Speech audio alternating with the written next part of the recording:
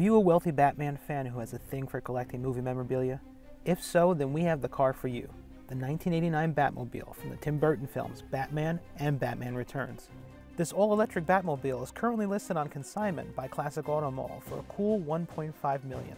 But don't think you can live out your glory days of defending Gotham in this Batmobile. The seller says the batteries haven't been charged since 1993, so there's a decent chance you can't drive it at all, and you'll have some batteries to replace.